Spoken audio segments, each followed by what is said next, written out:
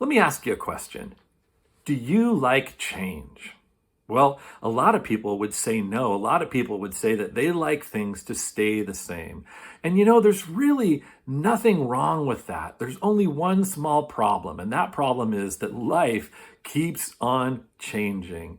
And in fact, Jesus talked about the fact that there's even change that we have to deal with in our spiritual lives. In Mark 2:22, Jesus said this. He said, "No one pours new wine into old wineskins. Otherwise, the wine will burst the skins, and both the wine and the wineskin will be ruined. No, they pour new wine into new wineskins." Well, Jesus was offering an illustration here about change using wine and wineskins. And a wineskin was a container for wine made out of cured and treated animal hide.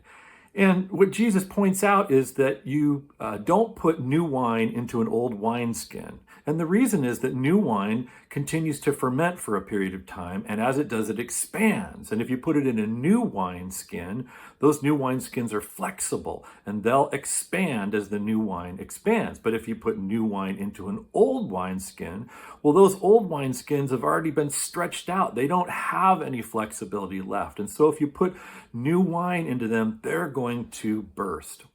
Well, what was Jesus talking about? He was talking about the coming of God's kingdom that he was establishing here on earth. And he was saying that the coming of God's kingdom demanded new expressions, new forms, new ways of doing things. It was going to mean change. The old ways, the old practices, the old traditions, they just couldn't accommodate the vitality of what God was going to now be doing in and through Jesus. Well, what does this mean for us today?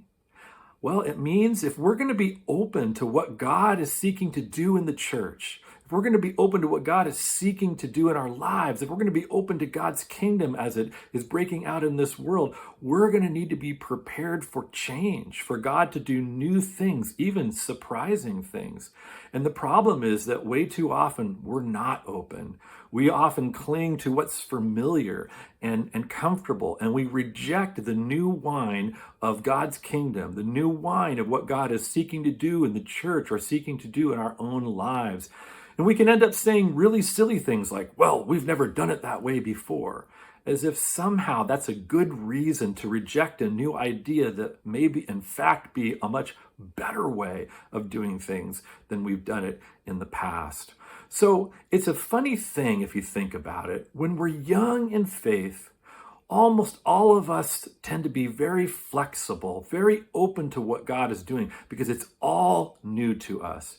But as time goes by, all too often we become less flexible. Even without realizing it, we can become like old wineskins who resist anything that new thing that God may be trying to do in the church or in our lives. So I want to leave us with 3 questions. And the first is this: can you remember back to a time when God was doing new things in the church or maybe new things in your life and it was really good?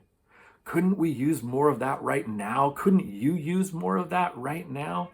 And are there old wineskins that you may be clinging to, old ideas or practices that are keeping you from being open to the new things that God may be seeking to do in the church or maybe seeking to do in your own life?